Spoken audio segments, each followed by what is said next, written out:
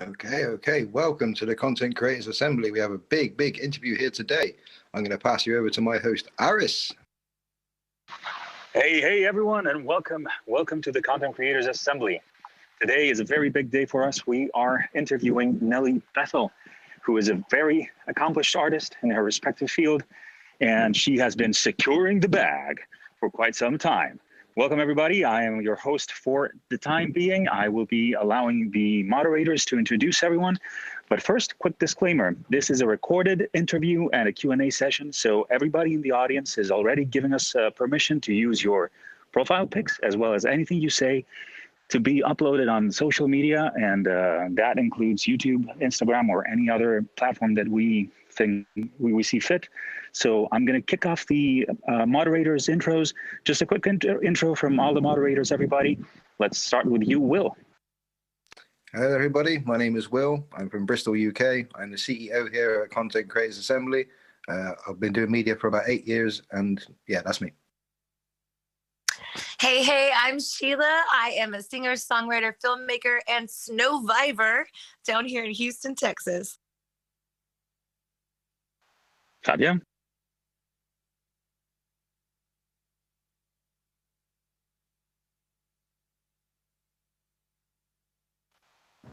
Hey guys, I'm Skylar. I'm a photographer, videographer, and mental health advocate here in Nashville, Tennessee. Hey everybody, my name is Nellie. I am a professional dancer and aspiring all kinds of things. I am Aris Kirantakis. I am a voice actor. I've been doing that for 18 years. And here I am, being part of this amazing room and the moderating team. Elias? Hi there. Good morning, everyone from Adelaide, South Australia. My name is Elias. I'm a videographer here, screenwriter, and looking forward to the morning chat. Thank you. Hey everybody, my name is Cesare. I'm a traveling multidisciplinary creative, and if it's creative, I like it and I do it, and I find ways to make money and businesses around it. I'm Chase Baker. I'm based out of Wisconsin, and I'm a creative director within the outdoor sports space.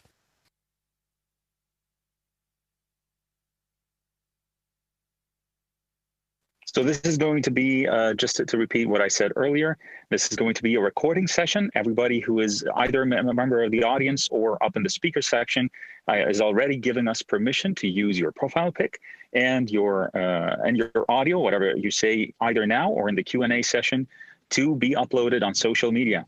That being said, here is our superhero of a mod, Gavin Millette. Gavin, can we have a quick intro from you? What's good, guys? My name is Gavin Millette. I'm a videographer, photographer from LA and New York. Create a lot of different styles of work, but my focus is always on performance. I'm always the one to say, like, I don't really care what you shoot it off of as long as the performance is there. So I always try and do a deep dive in terms of storytelling, because if that's there, it just is the ultimate production quality. So a little bit about me, and yeah. So let me just tell you how this is going to run for everybody listening. We are going to begin with a 1-hour interview between Gavin and Nellie. Gavin is going to be interviewing Nellie. And then after that, we're going to open up the room for Q&A. So for a Q&A session, so anybody who wants, they can raise their hands and they can be invited up on stage in order to ask Nellie Nellie, preferably, because this is her day, anything they want. Very quick disclaimer. I don't know, what kind of disclaimer is this? Disclaimer number 14. You probably need to have an Instagram account or a Twitter account connected to your Clubhouse bio. So when we see you raising your hand, we can verify that you are a regular person and not a bot or troll. So thank you, everyone. Gavin, this is your stage. What's up, guys? So I would encourage, can you ping from the audience? Do you guys know? Everybody go ping crazy anyway. Let's go. Yeah, so I would encourage everyone to just keep pinging and bringing people in the room. So real quick before we get to Nellie, what we've kind of tried to accomplish with this Content Creators Assembly in terms of bringing people in for interviews and Q&As is we just want to expose people to as much knowledge in as many different realms of creativity as possible. We're not here to alienate anyone in terms of bringing in, specific people that just have specific skill sets. What I would say about Nellie is like she has such an amazing story that is just universal. So you don't have to be a dancer to understand her story or to appreciate her story. If you want to know, about the dance industry and all that, we'll definitely touch on that quite a bit. But I think what I love about Nellie is like there's just so many overarching themes that can apply to any creative or any dreamer for that matter. So that's what we try and accomplish in terms of the people that we bring in. So yeah, we just don't want to make anyone feel like, oh, well, I don't know anything about this, so I'm just going to tune out. So I would encourage you to, invite anyone you can, and also just stick with it because you'll hear a lot of messages that will probably resonate with you. Yeah. So I want to introduce Nellie. Nellie, we've worked together a few times over the years. The first time I met her, it was like a Madonna submission. Madonna was looking for choreographers, and that was right when she first moved to LA. And I remember there was a buzz about Nellie. Like everyone was talking about Nellie. And it was funny. I brought it up with her yesterday, and she goes, "Oh, really?" And I'm like, "Yeah." Like everyone was like, "Dude, like Nellie is on a mission." And like she's fucking about to take over the game. Like she was in everyone's class. She was in everyone's video. Like she just was everywhere. You turn your head and Nellie's there, And so I definitely, caught wind of her and always saw her. And so we did that one real quick. And then fast forward, we did a video that's on her Instagram and my Instagram in the last posts.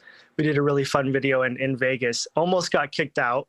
But we were able to get the take and get what we needed and stuff. But I've been able to see Nellie's progression from like being very new to LA to what she's accomplished now, and super proud of her. But she's always just been so humble and so down to earth. So I thought she'd be a perfect person to bring in. So with all that said, Nellie, thank you so much for coming. Please introduce yourself, and then we'll get to it. Hi. Thanks for having me. First of all, I did a really weak introduction before. I'm a weird, shy type of performer, but my name is Nellie. I am about to be 30. I'm from Denmark originally, European chick. I've lived in the States for 10 years. As Gavin said, I'm a dancer. And I love stage magic, and I love it with all my heart. And by that, I just mean, how the stage can capture our hearts and our beings and our souls for a moment and make us cry or laugh or anything really. That's what I live for. And so, happy to be here. Dope. I love it. So yeah, let's just jump in. Let's take it from the top. So you said you're from Denmark. So it's got to be a long road to get to the US in terms of visas and just, it's not like you were just born into it and you can just move to another state. Absolutely not. Yeah. When you're a foreigner, when you're not from America, really, you need what used to be called an extraordinary alien visa, I think, or an alien of extraordinary artistic ability, something far out like that. And it's quite difficult to get. But I think at the age that I wanted to get it, I was 18. I just turned 18, and I was working towards it. I was very gung-ho and stubborn, and I didn't really see any other option than a yes. And that's been very much how I've been the first part of my life, really, up until now. It's just been keep going until you get a yes. So I was just very stubborn about it. It's a long and tedious process. A lot of paperwork, a lot of recommendations you got to go on and find from different people that you got to get real creative. You got to show them pictures of every single thing you've ever done in your career. And it gets quite tiring and emotional and expensive. But if that's what you want to do, you make it happen. Yeah, absolutely. So, we both have met people that they didn't have their visas in line and they've been on tours. Like I remember work studying at Debbie Rowan's dance studio, and there was this kid crying, and it was because he was on a Justin Bieber tour and he had to go back home. He couldn't stay on the tour. Like the choreographers were trying to lobby so he could stay on the tour, but he couldn't because his paperwork was not in order. So like, it's a very serious thing if you're trying to work, especially in the US. Like, you can get kicked off a job because your paperwork isn't in order. And then you have to go back and post up and try and save up money and get this all in order, and then go try and revive your career, you know, in the US. Yeah. It's so intense, and it's a lot of work to do. And then after doing all that work, your whole case can be perfect when it goes to the immigration offices. And if the person who is looking over your case feels like having a day, you that's it. You know, like, you need to prove that this and that was correct and that this and that was right. And it's really, sometimes it's about what mood they're in, it feels like, because I have friends that, you know, peed in a bucket on stage barely and called that a gig, and they got their visa first try. You know what I mean? And then I have other friends that like literally just got off tour Chris Brown and like had a Madonna tour ready, and they got a no, and it was like, what? You know? So it can be quite a frustrating process. But with that being said, I think for me, it was always a mindset of there's no other way. There's no other option than a yes. So I was just going to keep going till they said yes. And I went through 2 artist visas over the course of 6 years. And then after having 2 artist visas, which is max of 3 years, once I had 2 of those, I was like, all right, I'm gonna go for the green card, because I got tired of redoing that process every 3 years and all that. So in 17 or 16, I finally applied for the green card. And oh my, it's just like the artist visa, just like double up.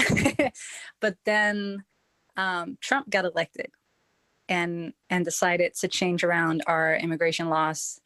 I say our, but the American immigration laws. And so that took a while. I waited for 1.5 years before I got the answer. And I think that was one of the most emotional moments of my entire life, was getting my green card. I think my boyfriend is actually in here, and he can contest to that. I went through so many emotions that evening. I've never tried anything like it. I think I was crying and laughing. I was angry. I was upset. I was elated, relieved, all the above. I was a mess, like crying on the floor of happiness.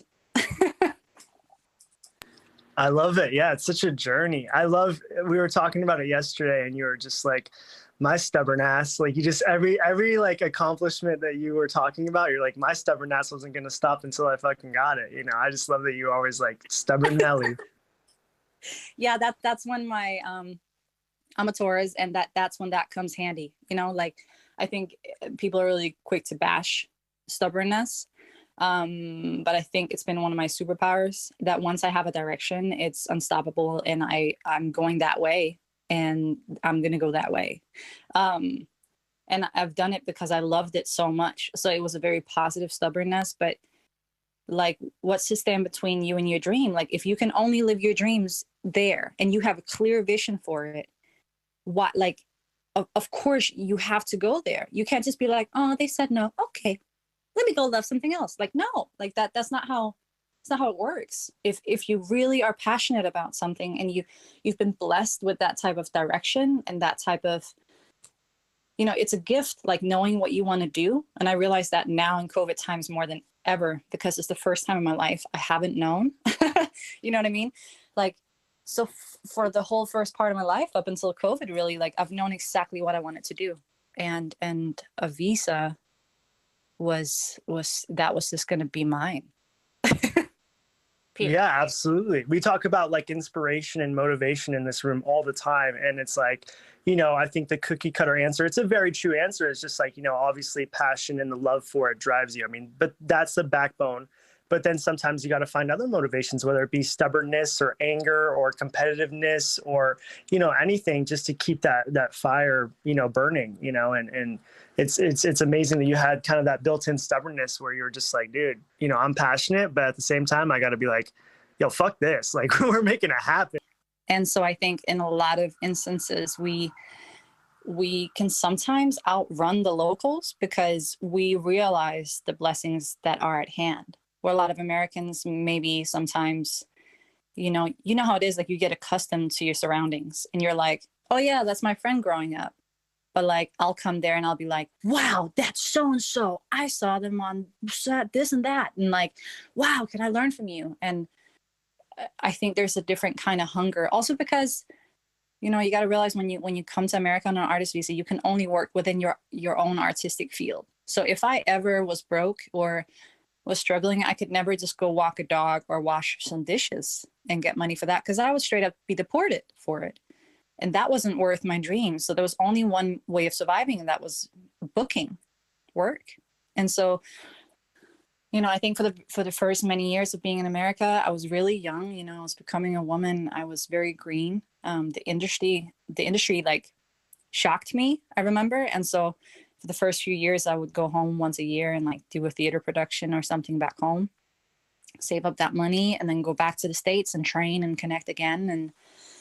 And I didn't know where it was going to go. Like, I never thought I was going to be doing the type of work that I ended up doing. Like when I first moved there, I think like if you had seen me back then, I was quite a tomboy. Like I wore t-shirts down to my knees. I was all like real hip hop only, like Tribe Called Quest only. I don't know why I said that band is the only, y'all know what I mean? Like it's very like golden era hip hop and soul, and wasn't going to do no commercial dancing. Now I look at that and I giggle and I'm like, oh, that's so cute. You gotta pay the bills. Yeah, you're not going to book any work. And actually, I like most of the work that I've booked has ended up being really sexy dancing, very like womanly, always in heels, you know, mostly for female artists. I've never really gotten to use my street dance abilities or training. I mean, I have, because it's kind of in me in everything I do, but it's not, I was never booked because of that. I don't think really, but yeah, I remember like when I had just gotten to LA, I got one of my first auditions, and it was, I think it was a Kanye West audition. And I was like, oh, sick, Kanye West. Like, okay, so like we get to get down, like meaning like we get to really dance now, you know, cool. And it said, dress body conscious and in your funky own style or something like that. And at that point, I didn't understand what body conscious meant, but for a dancer in LA, when you get an email set that says dress body conscious, basically just come naked. And so I didn't know that. And I dressed in like a funky layered outfit with like some secondhand boots and a cap on a tilt and like a scarf, and like it was all earth tones with like a peacock feather earring. I was like, yeah, I got this. Like funky style. Like I'm myself. Yeah, body conscious. I'm conscious of my body. Like I don't know. I was 18. You're like all deep with it. You're just like, you know, oh yeah, I feel yeah, pretty conscious. Yeah. I'm gonna show Kanye West like some European funk. Like I got this. Nah. Like I ended up standing on the back wall with a dancer called Jenny Kita, who was super cool and sweet. And we were just standing on the back wall in the studio called Debbie Reynolds, like gaping. Like my mouth was gaping wide open. I didn't fathom what I was seeing. Like it was just girls in G-strings and bras and like basically stripper dancing without the pole. And I was like, wait, what? What? Like I was so baffled. And I ended up just watching and then leaving. And I was like, huh. Okay, how do I do this? You know? So it took me some years to get used to the industry and to book work more fluently. I needed to learn how to speak the language of this industry. Absolutely. Yeah. Like just taking it back, like a few points that you made. So for people that don't know, yeah, if you're on an artist visa and you're trying to like make some money, you can't just go work at a restaurant. Like you'll get deported for that. So that's, you know, you really got to go all in on your work. And then also for people that don't know about like, especially the dance industry, like they'll, you know, if it's a male or female audition, they'll line you up and they'll just go, yes, no, yes, no, yes, no, yes, no, just based off your look, your height, and your body. And then they might do it again. They might line you up just based on different things, height, you know, just look or skin tone, whatever. And they might do another yes, no, yes, no, yes, no. So you might go through 2 rounds of cuts before you even learn any sort of choreography at all. You know, it's very, especially for dancers and that body conscious thing, like, yeah, it's very cutthroat. It's just straight up what it is. So let's take it back. Let's take it back to, like, when was your first time in LA? Like, obviously you're grinding in Denmark, you're trying to make this career happen, you're dealing with visa shit. talk to me about maybe your first trip to LA, or like what like introduced you kind of to LA, or did you move cold? How was that? So the first time I went to the States period was I was 17 years old, and I had worked on theater productions back home, and I had saved up money, and I actually wanted to go to New York. I wanted to study the roots of hip hop. I wanted to stay with some of the original rockers, which is like the first hip hop dance style that like was connected to breakdancing. But before doing that, I was just going to visit a friend of mine that I had in LA. I had just worked with her on a theater piece in Denmark. And she was like, hey, come stay with me first. Like, I live in LA. You can sleep on my couch. Come train with me first, get familiar, and then you can go to New York from there. And I was like, cool. Long story short, I ended up just staying in LA the whole time. I had so much fun. I think my spirit fit in very well in LA. And I could finally be myself and be very open. And I've always been just a little bit naive and happy and open. I'm the kind of person that goes up to you on the street and just goes, wow, your eyes are pretty, and being from Denmark, that's not something that's super welcomed in the culture. I think people are a little bit more closed off and private. It's always been a little bit weird when I did that here. I've always been in front of the class. I've always been just that kind of person. And so in LA, everybody was like that. And you could just wear bright yellow and people were like, love your fit. Like it was just so open. And then I met a wonderful community there of dancers, and I trained with some wonderful dancers, and I just had a lot of fun. I just dressed really colorful and did some fun shows and artistic projects and had the time of my life. And then while I was there, actually, my father passed away. And that was one of those situations where it's hard to say, but it's the truth. My father was an alcoholic. He was a wonderful man, but he was an alcoholic. And so all through my life, I had actually like sat myself down a few times and prepped myself for his death. Like I would walk myself through the feelings as if it was happening so that I could somehow be prepared for when it actually happened. Like I would do that all through my childhood, which is kind of weird, but it was a coping mechanism for me, I think. But then when it finally happened, I didn't see it coming at all. And it happened while I was gone. So I had no way of like connecting with him while it was happening. Like his body just gave up. So after being in LA for 3 months and living my life and being all colorful and having fun, I was like, well, damn, I had to fly home, bury my dad. And then I turned 18 within like the same 3 days. It was like the weirdest time. So now I was home in Denmark. Everything was sad. I didn't know how to deal. I just wanted to go back to happy. And I had a friend of mine who had just been away as well. She had been in Paris, studying in Paris, and she was a dancer, and she was kind of restless too. And so we decided to put our energy towards a creative project together. We did Denmark's Got Talent. This was 2009. And so we just put everything we had at this competition. And it was a weird creative process, but for me, work and like grinding through something has always been my best coping mechanism when it came to pain or sorrow. So it was perfect for me. We just would rehearse, and once in a while I would break down crying, and she would like pat me on the back and give me a hug and be like, you good? And I'd be like, yes, shake it off. And we would keep dancing. And long story short, we made it really far. We made it to the final. I think we got a 3rd place. And while that was happening, my mom was at home, and she was cutting out every single newspaper article and picture that came of me in the newspapers. And I just collected all the press I could in that year and then put it towards a visa. And as soon as I got it, I moved. And then, 10 years have passed by now.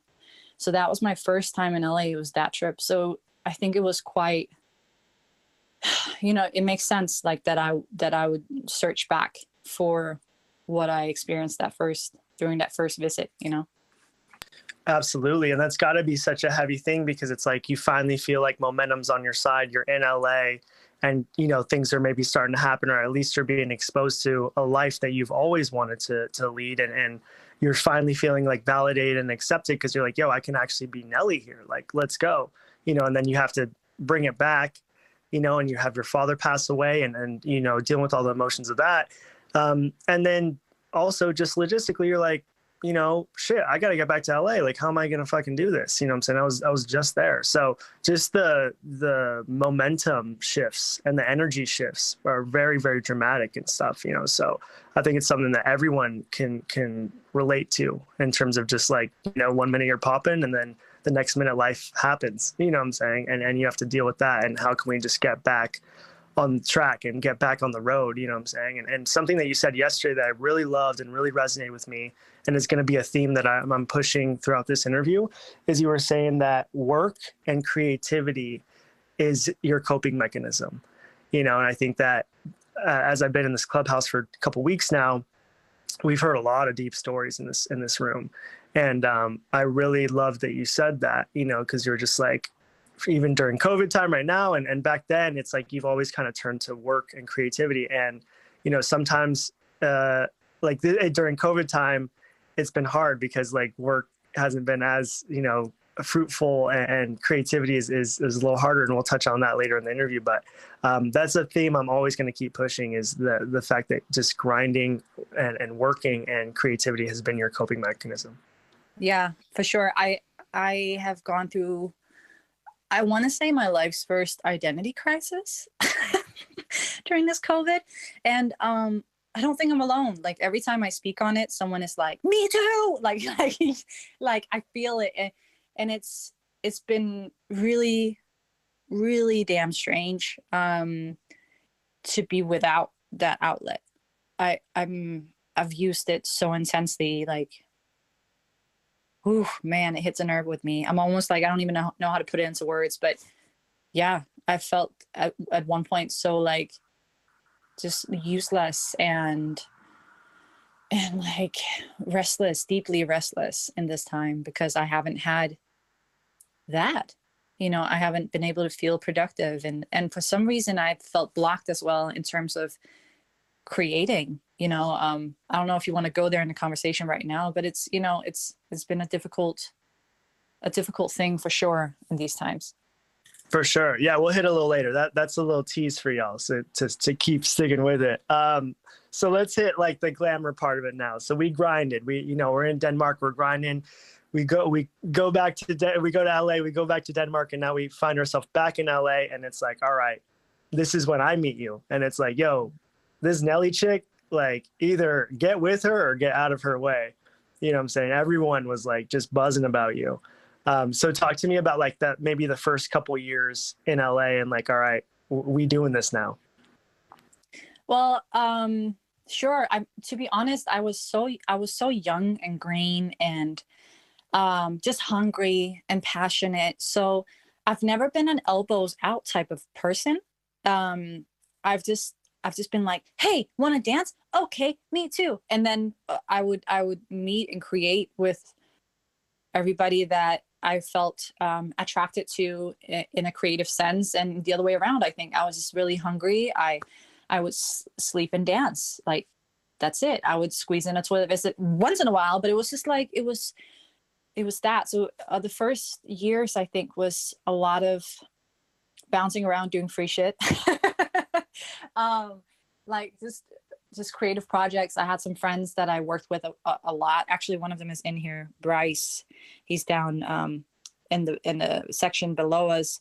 Bryce and a woman called Kumari. We would really do a lot of projects creatively. And then in those years as well, I was trying to find myself within the industry, going to auditions. I would figure out, what do I wear so that I feel like I'm still authentically me, but I'm also giving them the product that they need. I think the realization of, I'm a creative, I'm a dancer, I am this artistic being, but also I'm just a product for a client that's asking for something. Because when you're a dancer in the industry, they send out an audition notice that says, females 5'5" to 5'8", brunette, must be edgy, or they write some kind of specs, and then your agent sends it to you if it matches you.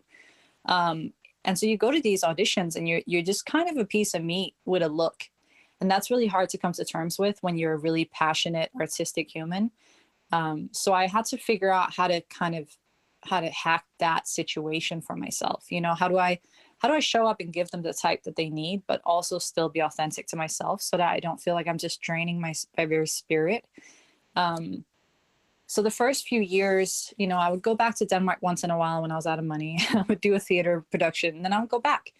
And then I would do a lot of free gigs. And then once in a while, I would book something really exciting, like a TV show or a small promo tour for a new artist. And actually really early on, there was this audition. I don't know if you want me to touch on it now, but I'm gonna. There was this audition for Madonna. And at the time, you know, I had been dabbling in a dance style called voguing quite a bit, and like just training with the gay boys and Kumari, my friend, and we were just playing around. And there was not a lot of people who actually did the style. So my agent had this Madonna audition, and they sent it to me because they needed to do the styles that I knew how to do. This audition was in New York. This was 2011, so it was like a year after moving to LA, and I had very little money to my name. I think I had like $230, and I needed to get myself to New York to audition the next day. And I remember I got online and I was like, doing it, and I just bought a flight to New York so quick that I actually bought it for a year in the future instead of the next day.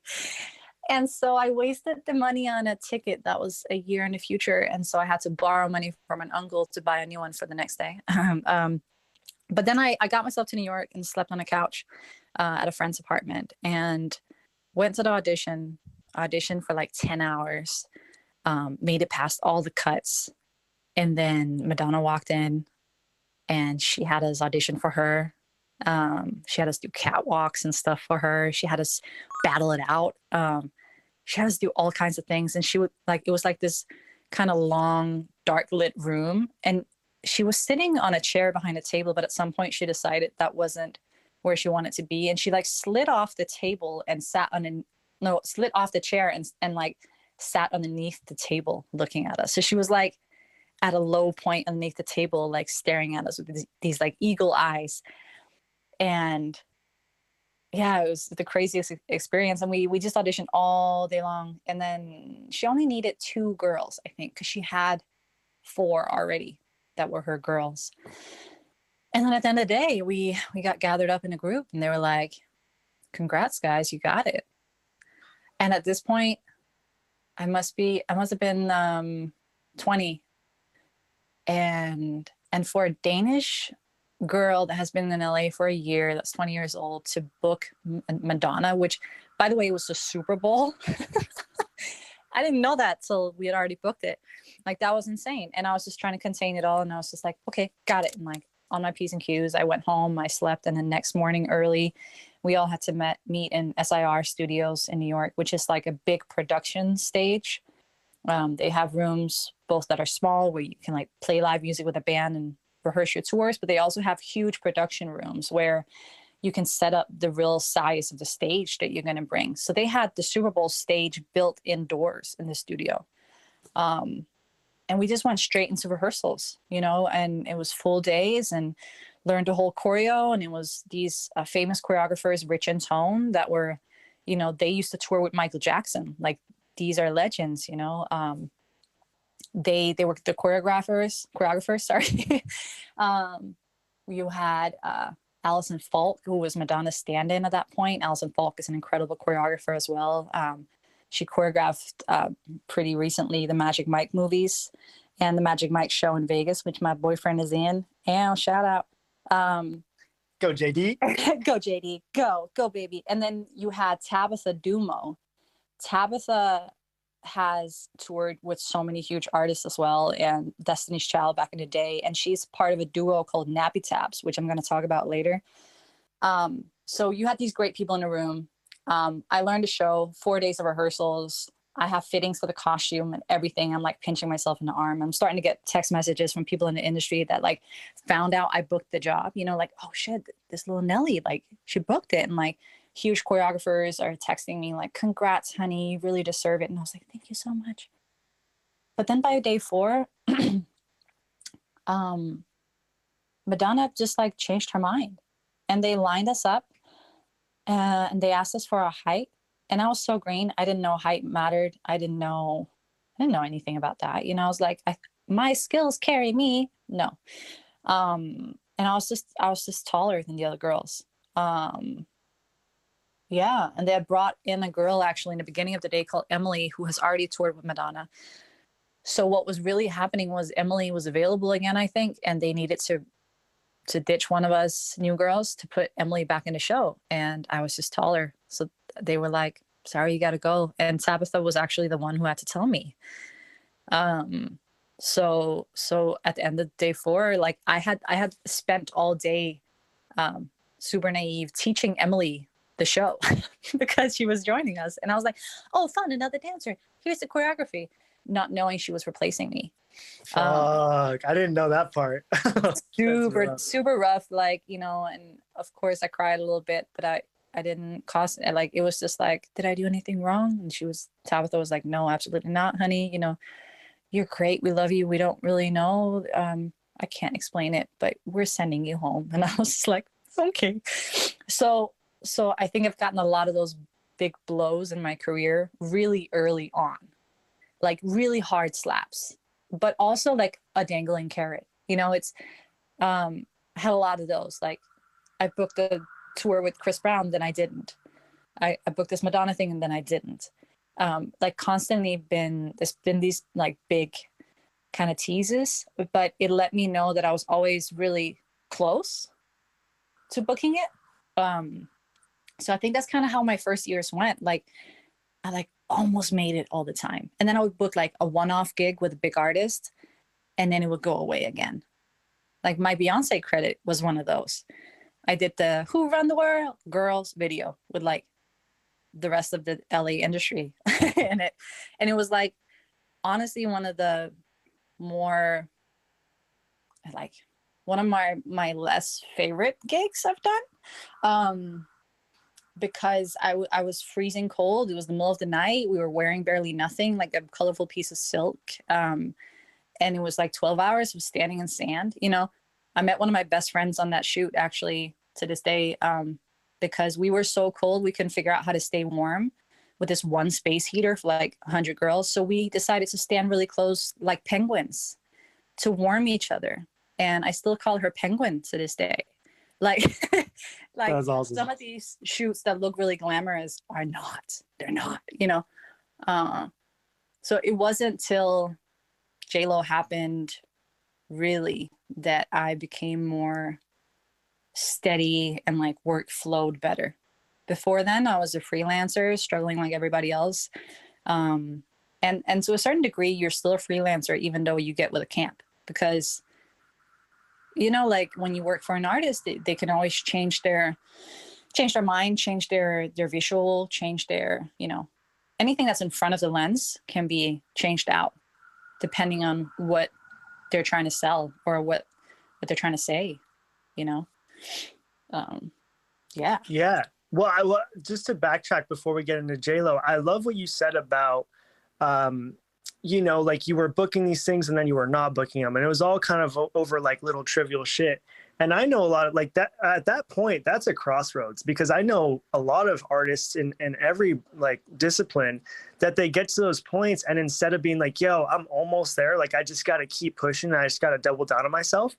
Instead, they like kind of crumble under that. Like, you know, they get maybe 10 of those and I'm just like, dude, what the fuck? And they get real angry and real disgruntled. And it actually ends up being like so counterproductive.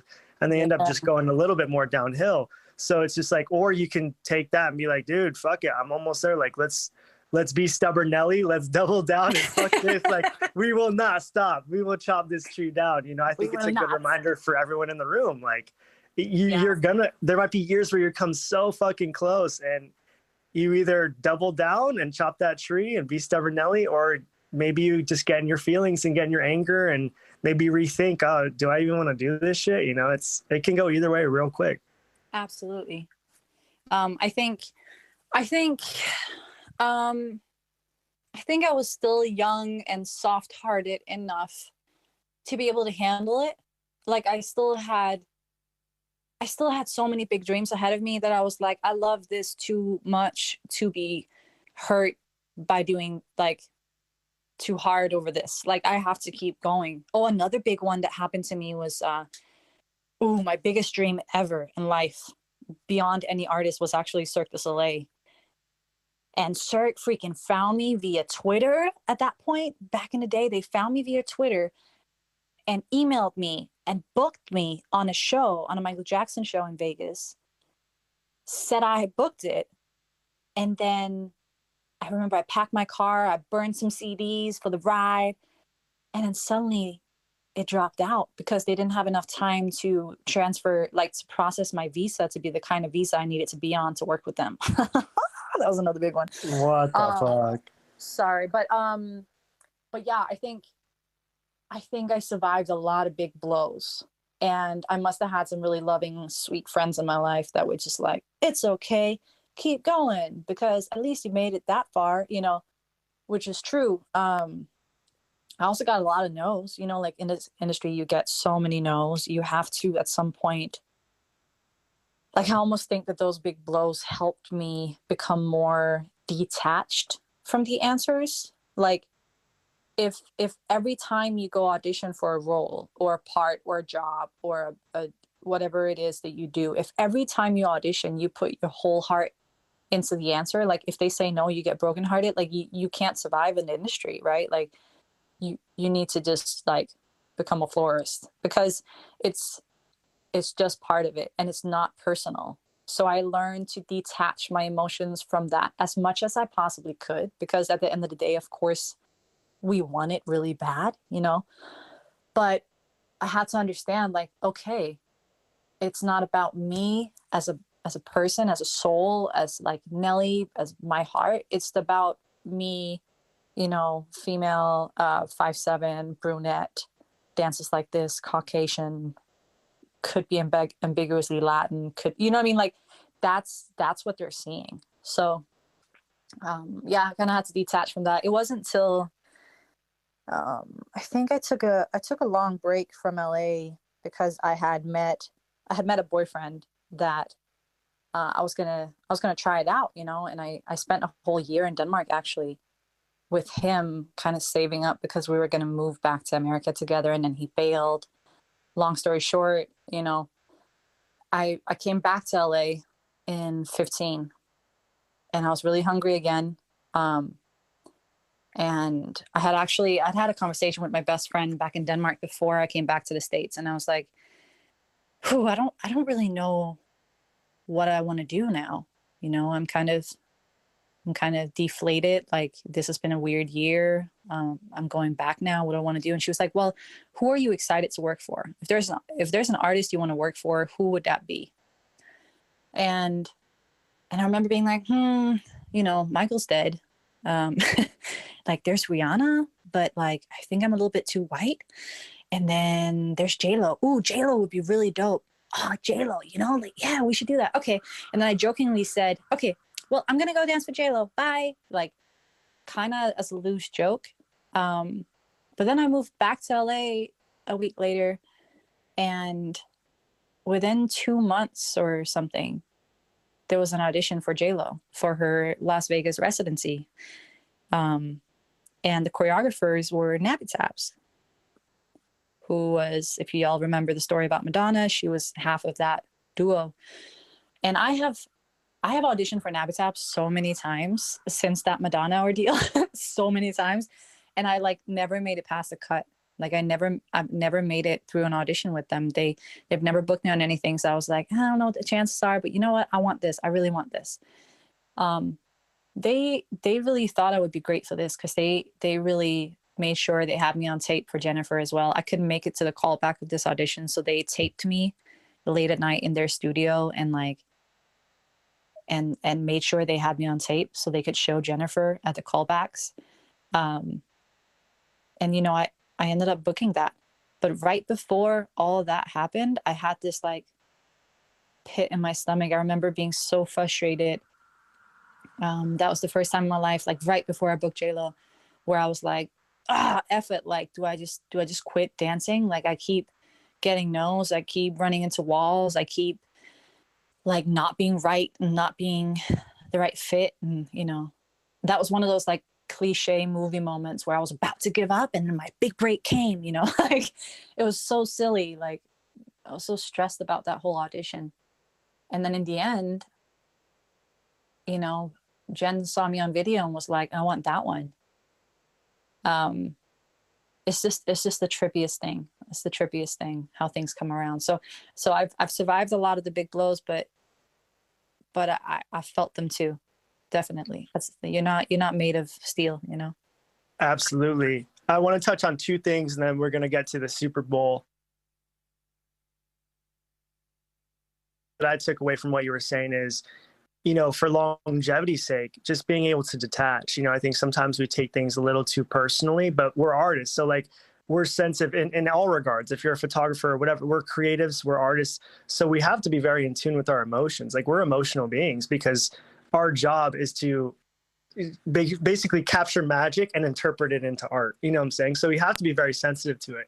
But at the same time, for longevity's sake, you have to also be able to turn that off and not take things so personally. And, you know, if you get a no in whatever regard, there's probably 1,000 reasons why they said no that don't even have to do with you. So like learning that lesson, I love that you touched on that because I think that's such an important point is just, you know, if you get so caught up in why it didn't happen, it's just going to slow your roll. Sometimes you just gotta be like, okay, I don't know what happened there, but you know, you maybe look a little bit inward and be like, maybe there's something I could have done, but then you got to keep it moving. You know what I'm saying? Like you just gotta be, all right, well, fuck, I don't know. You know, I can go down a million little rabbit trails, but I could still be wrong. I'll never know the answer to that. So fuck it. Let's keep it moving. And then the other thing is like planting those seeds and keeping those connections good and not burning bridges, you know, because that Madonna situation, you could have stormed out of there. You could have been like, dude, what the fuck? Like, you know what I'm saying? Or just given Tabitha like attitude out the door, be like, dude, for real though, like y'all gonna have me fucking train my replacement and then tell me I'm out like on some dumbass shit. You know, you could have gone out there and just been, you know, or like not even gone off on her, just like been short with her or whatever. And she might have remembered that in the way you handled that situation. So you handled it with grace and then you auditioned for her. And then like years later, then it's like, boom, like you're auditioning for her and you're booked on J-Lo, you know what I'm saying? So it's just a cool full circle story about just even handling things and not knowing when you're planting seeds and it might not work out right now, but you might be planting that seed for it to just absolutely like blossom, you know, whenever. It's true. It's so true because how you handle things along the way does really affect people. And someone like Tab, you know, she's under immense pressure all day long, all the time.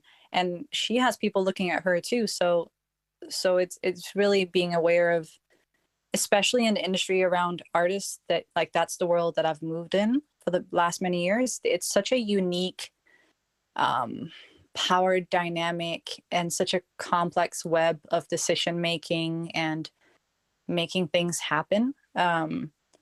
It's really unique and complex and sensitive. And I think dancers often get a rep for being complainers, and a lot of times we are. And half the time there's no good reason, in my opinion, and half the time there's real good reason because our rights are so crappy sometimes and our rates are crap and we're not taken care of very well in general in the industry. So it's a complex situation. So if you can manage to handle blows with grace, I think that is a really good thing, because everybody is doing their best at every single level. You know, someone like Jen Sartori is in here as well, listening in, and so I'm going to put you on blast, homie. Jen Sartori has tour managed for some of the biggest artists in the industry as well. She tour managed Jennifer, Black Eyed Peas for many, many years. I'm sorry, I don't remember your whole resume, Jen, but someone like her, like, man, like you have to be able to balance out so many stressful situations along the way. So even if something really difficult is going on, if you can communicate with grace and somehow not yell at people all day. That would probably be good. 100%. All right, cool. So we fucking grinded out in Denmark. We grinded out in LA, carrots along the way, booking stuff, almost gave up. And now here we are on the biggest fucking stage, dancing for an artist that you absolutely want to dance for. It's Super Bowl. This is the biggest stage in the world. We out here. Stubborn Nellie made it. Let the world see you fucking shine. Take me through that. What's the mentality? Where are we at with this? Oh man. Well, I mean, so when I booked Jennifer, I booked her residency. That was the job I booked at first. I booked a 3-year contract in Vegas. So that was like the start out point with her. And then after 6 months to a year's time, she started having a lot of one-off gigs, is what you call it, where we fly to Dubai to do a concert as a one-off thing, or there's a private giant rich wedding for some sheik, or there's whatever, around the world. She would have these one-off shows, and she only needed 2 girls to go with her. She already had her dance captain Tara Perez, who was with her for 8 years already or something at that point. And so she just needed 1 girl to match Tara to go on tour, and I ended up being chosen. And at this point I was still super what do you call that? I was skinny from all the stress from doing my best so I wouldn't get fired. You know what I mean? Dancers go under so much pressure that when I look at videos of myself in those first Vegas shows, I was a stick trying to shake something I barely had on me anymore. And then with time and on this gig, I really hardened up and learned how to move in this energy and be a beautiful, strong woman in that world. But in the beginning, it was real tough. So then I started going, still had the Vegas show. Then we did a bunch of concerts. So that got really busy on the side. And then after Vegas was done, it carried over to we did a bunch of music videos and award shows, and then carried over to a summer tour all over the States, then the world. And then we had a little bit of a break, and then we did Super Bowl. And Super Bowl felt like the cherry on top. It felt like the reward for me for being patient, for being strong, for being stubborn enough to stick around, for being loyal for all those years to Jennifer, for just everything I put in. And it felt so full circle for me, sacrificing so much to leave my country. At this point I had been away from Denmark for 10 years, pretty steady, and I haven't been to weddings or funerals or Easter dinners or birthdays or baptisms. I missed out on so much. I haven't seen my friends every day for coffee, only the ones that kind of were in the same business, or I haven't had a regular life. So at this point I was starting to really crave that. So I was looking at what I was doing thinking, is this fair? Is this an is this an even trade deal for me at this point in my life? And so when Super Bowl came along, I was like, I have to do this, because it was taken from me in 2011. And this is the, hey, congrats. You stuck by it. Here you go. And of course, the person who was choreographing it and who booked me on the job was Tabitha, the same woman who had to send me home when I was 19, 20, in a studio in New York, crying, was now the one being like, let's do this. We're doing the Super Bowl. We're doing this, Nellie. So on that type of level, it felt very spiritually rewarding that I got to do that. Also because no Danish dancer has ever done Super Bowl before. So for me, I was putting my flag there. I was able to finally claim something that I thought I was going to do way earlier, and I was going to be able to say I did that. When it then finally came to the show, I think I was a part of these Super Bowl rehearsals from the very, very first rehearsals. We were workshopping ideas in New York in a small studio with the choreographer Paris, and Jennifer came by, and it was just 10 dancers. we were workshopping different choreography ideas and stuff. And that was in mid-December. And so we rehearsed for the Super Bowl for like 2.5 months. And so I think by the time we got to the show, we were all like, all right, let's just do it. Like we had rehearsed these steps so much that it was almost over rehearsed. Like it was in our bodies so much. But I think that's exactly what Jennifer wanted. She wanted us to be so confident in what was going to happen that there was no room for error. You know, she's a perfectionist and an insanely hard worker. So she needed everything to be ace, you know. But I got to enjoy it right before we went on. Like if anybody saw the Super Bowl, it was Shakira first and then Jennifer. So when Shakira was performing, I was just standing on the grass, looking up at the sky, like the stars were out. It was beautiful. Fireworks going off, you know, people around the seats, the big screens, that whole experience. I got to feel that before. And then when we went on, I kind of went into, I think like a performance mode where your face has to be perfect for the camera and you have to hit these steps perfect. And like, I kind of go into a mode of like backing up my artist 100%. So it's like my loyalty to her steps in and I'm just like, P's and Q's, I got your back. If she should slip, I got her, like type of energy. So it's not really about me anymore once I step up there. But I did have a little moment of like, all right, Nellie, here we are. This is it.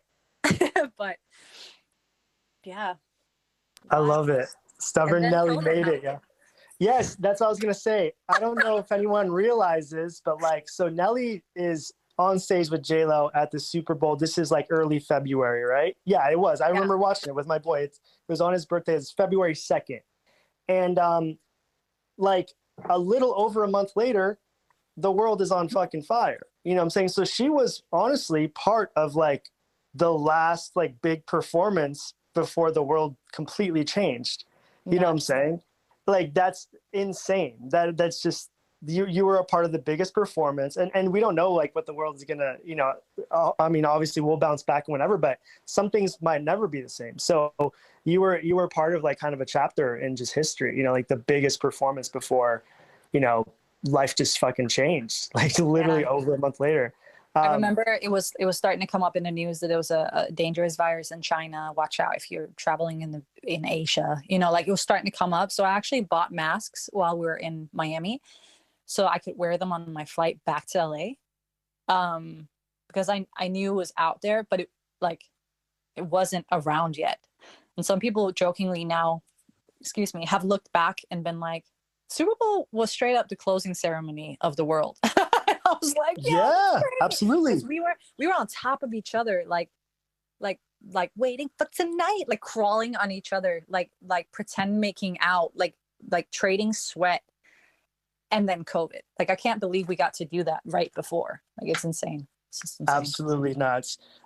So before we get into like what you're doing now in COVID times and just kind of wrapping this up, I want to just briefly touch on your time with Cirque, because you said at one point you actually, that was one of the times where you like booked it and then didn't book it. You know, just your time with Cirque du Soleil, you ended up, you know, booking it again. And that's where we reconnected, just through a mutual friend. So you rebook Cirque and you're part of the MJ1 show. Tell me briefly about the difference between dancing for Cirque versus dancing for artists, and just kind of touch on that a little bit. Sure. Yeah, I finally booked Cirque after like 7 more auditions. I went through so many rounds with them, and then finally I booked it in 18, just as the J-Lo residency was closing. I think it overlapped for like 6 months. I was doing shows in Vegas with Jennifer, and then when I didn't have concerts with Jennifer, I would go over and perform at Cirque, which was like the most insane, incredible year I think career-wise in my life, because I was like, how am I this lucky? Like, how am I this lucky that I get to do both? Like, it was insane. But I was baffled when I started at Cirque, because Cirque du Soleil like sees every single performer as an artist, and as an artist that should be protected and nurtured and taken well care of. So when I came, they did all these health checks on me. They measured every single inch on my body. I did all these like memory and reaction tests, and my wig was made perfectly after my head because it had to never be in my way when I performed. My costume was designed just for me in an office in Montreal. There was a performance medicine team there at all times. If anything hurt, you go to them. They make sure you're okay. You have a personal trainer on hand every day, Pilates machine, gym. It's just incredible. Like it was a whole different world. And if you're full-time with Cirque, you get health benefits too, which if you're in any other field, I think that's like a no-brainer. Like, oh, you get health insurance through work. Being European, the American system was really new for me because I'm from Denmark, and health insurance here is like a human right. Like everybody has it. Our taxes go to that. But in America, it felt like the Wild West, and with any musical artist, they never pay your health insurance. You're like a gig to gig freelance worker. Like that's not their responsibility.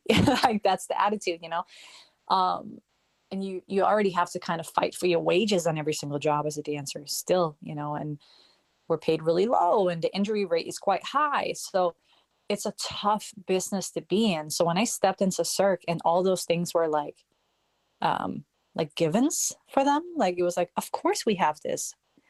I felt really blessed and I felt very protected. And I think it's something that a lot of artists crave. And so I was just a grateful little Danish girl when I started there. I was in awe. I love it. Yeah. And for people that don't know about the dance industry, like dancers are probably the least paid artists just in the industry in general. People would be very surprised to know how little dancers make. You see them on stage at the fucking Grammys and you'd be surprised how many rehearsals go into it and how little they make if you break that down on an hourly basis. And even just having to like negotiate for per diems and stuff Nellie was talking about, like every job, depending on what artist in their camp, it's not like a flat rate. Like it might be just dependent on the job, depending on the camp. There's just so many things. So like going into every job is just like freelancing, for those of you in the audience that are photographers or editors or whatever, I think it's really cool that Nellie talked about just the money aspect of it. And it's just because dancers are no different, like they have to negotiate and kind of make things happen from there and walk away from situations when the money's not right. But if they need the money, then like, oh, fuck, I got to do this job, so it's no different than any other field in the creative space. Absolutely. And I think a challenge that we bump into as dancers a lot is that the dance industry and business is quite a young business, whereas musicians can keep going until they can't walk anymore. Like they can be funky behind a drum set or a guitar or a bass forever, and so their union and their will to walk out when it's past their work time is way stronger. Like they stand together better because they're like, no, I don't take bullshit. I'm going to stand by the rules. I'll walk out on you. I don't care who you are. I don't care if you're Michael Jackson risen from the dead. My hour's over. I'm going home to my family. Whereas dancers, we're like, oh no, if I do that, you'll fire me. Oh no, I'll be replaced, which we will. Like they hold us over our head in such a tough way where we feel like we can't stand up for what's right or what we deserve because we'll just be replaced. And it's kind of a messed up evil circle, and you have to learn to grow tough skin and walk out when you need to. The sad thing is when you get to the point where you're okay with walking out, you are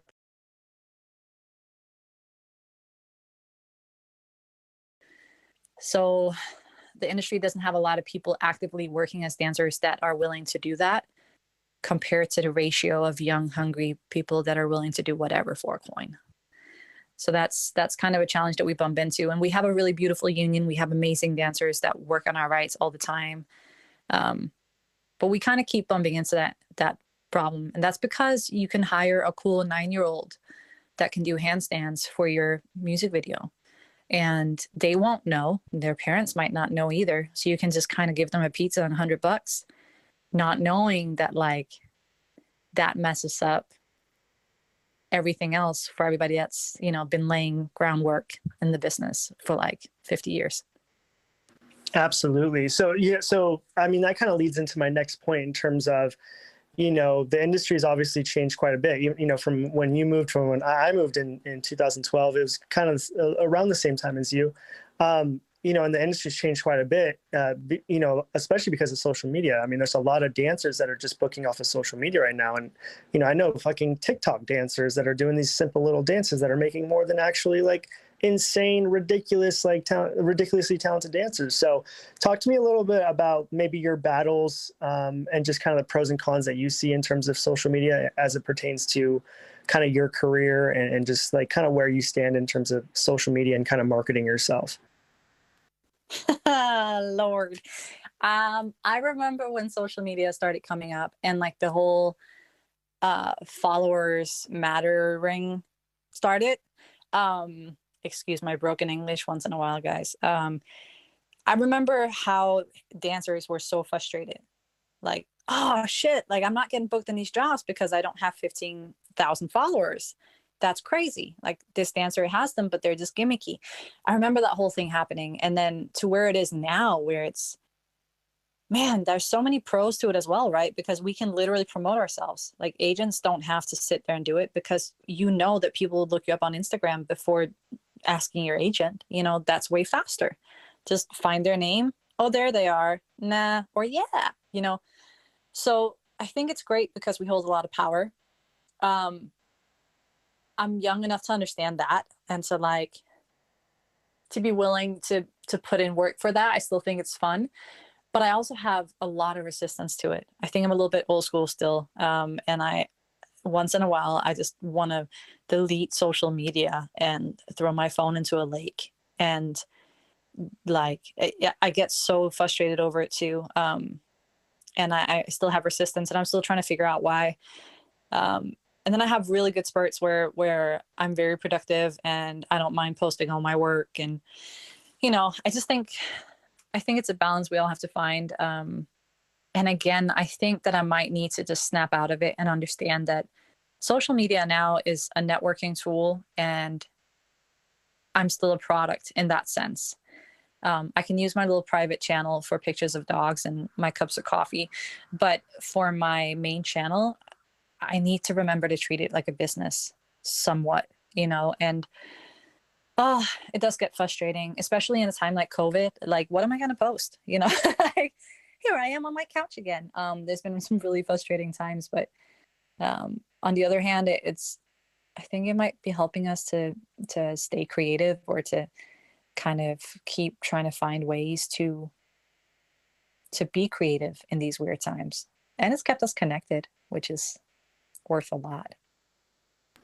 Absolutely. Now more than ever. I mean, shout out to Clubhouse for just kind of bringing us all together in this room. So I love that you touched on that, because we talk about social media probably 80% of the time in this room, because there's a lot of artists that come in and they want to market themselves, and they're trying to figure it out. But also, they deal with that personal battle of like, how much time do I put into this? When is too much time? When it's just a constant juggle, So I love that you were, just very transparent about that in terms of like, I'm young enough to understand that it is.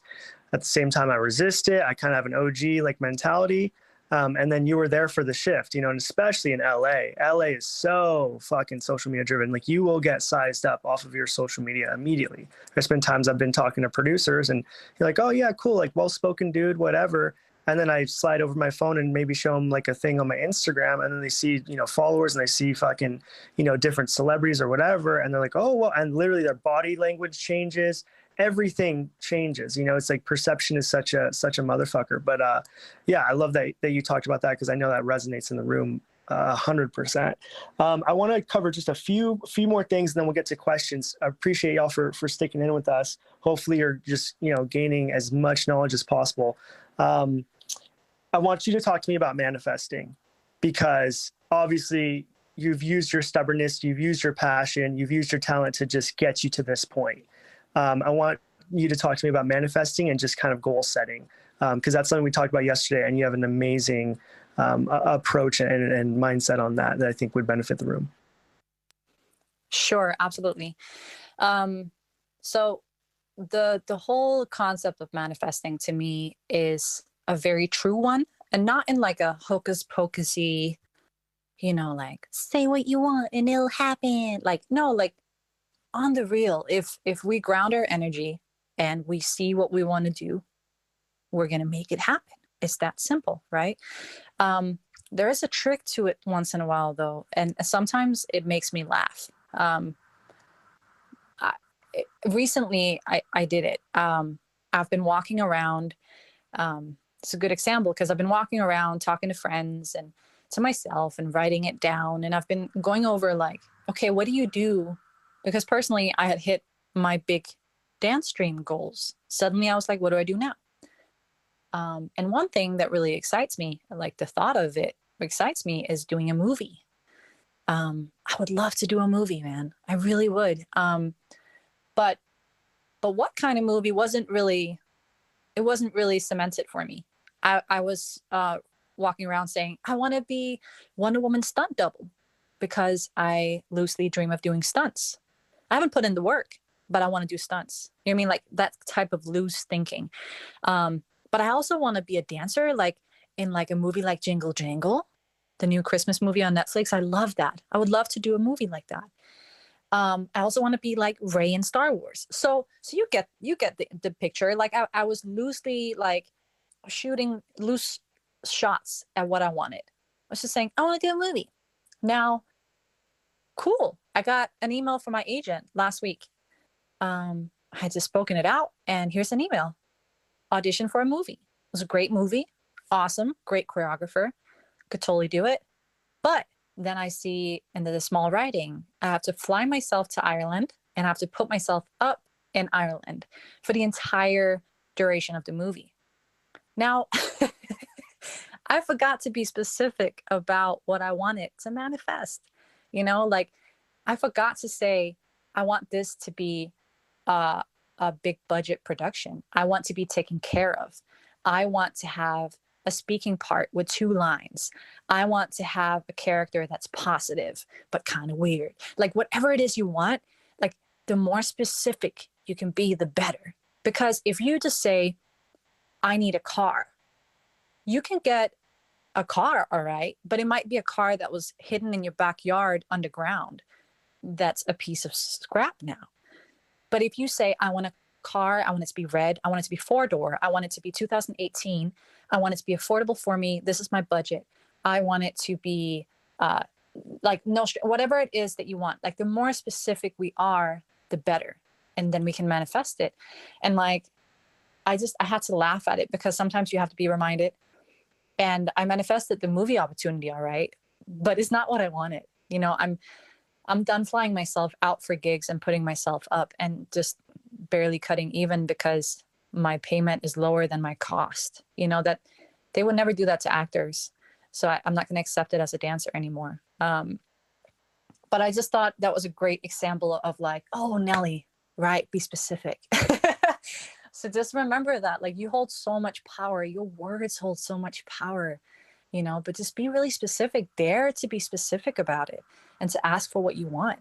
And even if you only hit half of those points, like the universe is listening and acting accordingly because you are putting in that work. And once you are specific about it as well, you're going to act accordingly and you're going to move in that direction. But if we just kind of vaguely go, I want to do a movie, you might be the runner on the movie, but you might not be in front of the lens if that's what you wanted. So yeah, I think that's such an important point that never really gets talked about in a lot of rooms. I think there's certain rooms I've been in where, it's a self-improvement type room or a motivational room. And, it's like what you said, people are just very vague. If you dream it, you can do it, and this and that. And I get it. It's like, yeah, that's the start. That's A, but we got to get to Z. So let's talk about H. You know what I'm saying? I think that your career has been very filled with, just that thorough come up, just that like literally like this was the H step, this was the T step, like you've really grinded it out. And that's why I want to have you on, because it's just a good example of like, goal setting and manifesting, but also like putting in the work, not just like saying something in the universe and just hoping it'll come. You're like, you know what? I'm going to put this out there specifically, but I'm also going to put in the work to put myself in those situations and the position to have that come back to me in the universe. Like it's a give and a take, you know. I love that. So let's touch on two more things, then we'll get to questions, I promise. Your boyfriend's in the spot. JD, ridiculous dancer, like America's Best Dance Crew, Chris Brown, Dancing for Magic Mike now. I definitely didn't do right by his credits. He's got way more than that, but ridiculous dancer. So I want to talk about real quick, like your guys' dynamic in terms of both being creatives and both being in the same industry. Like, you know, what's that been like? Like, have you guys, how do you juggle that, and how do you guys feed off of each other? To answer that really simply, it's been fucking great. It's been like a unicorn type thing happening, I think, because normally the cliche is never date a dancer. Like, don't date anybody in the same industry, you know, like cheating happens a lot and all that. And it's just never something that we've dealt with. We met each other at a time where we both wanted the same thing. We wanted love. We wanted consistency. We wanted something just true and solid. And we made that happen for each other and for ourselves. And I think there's a lot of things that becomes hard to explain to a partner if they're not in the same industry, because we give up so much for the dream. I can't tell you guys how many, vacations JD and I have tried to plan, or just personal plans, like anything, like normal life stuff that I've had to cancel because J-Lo wanted to do a job, she had a gig, and I was like, I can't say no to this. And it just kept happening over and over. And the fact that he's been so large and understanding, I think, of course, it's because he's an incredible human being, but also he understands because he's the same, you know, like he's been grinding all his life too. You know, he's a world championship breakdancer. Like he's one of the best in the world at what he does. So he understands the drive. He understands why I had to do it. And so there's a lot of problems that we just never really come across. And we just, whenever we miss each other too much, and we're touring, one of us, we make it happen. We see each other. So I think we've been pretty successful. I'm super, super grateful. And it's quite amazing because we've dealt with a lot of long distance, a lot of time apart, but we just make it work. We just don't make it a problem. I think that's the thing. Not we make it work, but we don't make it a problem in the first place. 100%. Last point I want to hit, and then we'll get to questions. So Aris, be ready to take over the mic after this situation. But so where are we at now? Like, where are you at in the world? What's the mind state? What's the plan? Like, give us a peek of being a performer during COVID. Like, where are you at right now? Man. So yeah, I went from like the height of my career. I went from doing Super Bowl and like having such a momentum of everything. And I was actually in a place where I needed to sit down and be in one place for a little bit. So I had actually just said yes to full-time at Cirque du Soleil. I was going to be there for a year. We were looking at houses in Vegas. JD and I were, I needed to ground myself because I had lived in a suitcase for so many years. And I think very intensely up until Super Bowl, I had been in a suitcase. So I was looking for stability and calm and a little bit of everyday normalcy. And I was going to find out at Cirque du Soleil. That sounds crazy, but that was my normalcy. And then COVID happened. And I think like everybody else, I've been through the ringer and back. And for the first time in my life, I've experienced like depression symptoms once in a while too. A lot of confusion. Everything that was my normal coping mechanism was taken away from me. Not being able to be social, not being able to meet up with people and create, being so far away from my family because I was in America was really hard. And so 6 months went by with that. And then I finally said yes to some work in Denmark because Denmark was opening up. And I just grabbed the opportunity to come home to see my family again, to see my mom, spend some time with her. And I did a musical production here at home. We did the Whitney Houston movie, The Bodyguard, in a musical version. And it was really fun. And then that closed down in December because of COVID again. And now I'm still here for a little bit. I'm honestly just reconnecting with the family. I'm trying to help out my brother who's been sick. My mother is is retired, early retired, because she's dealing with chronic illness as well. So I'm just trying to help out at the house. I'm trying to just be there, everyday life, bake, fix the house, all the things that I haven't been able to do.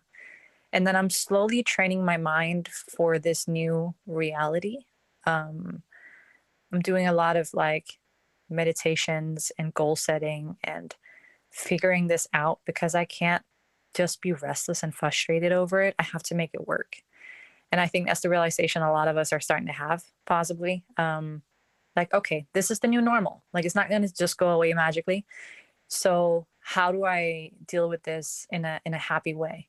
So of course I'm going to keep chasing gigs whenever they open, whenever the world opens up. But for now, I'm trying to figure out how to authentically keep work going in some kind of satisfying manner. And I'd love to hear you guys' input as well, because I'm still searching. I'm still trying to crack the code.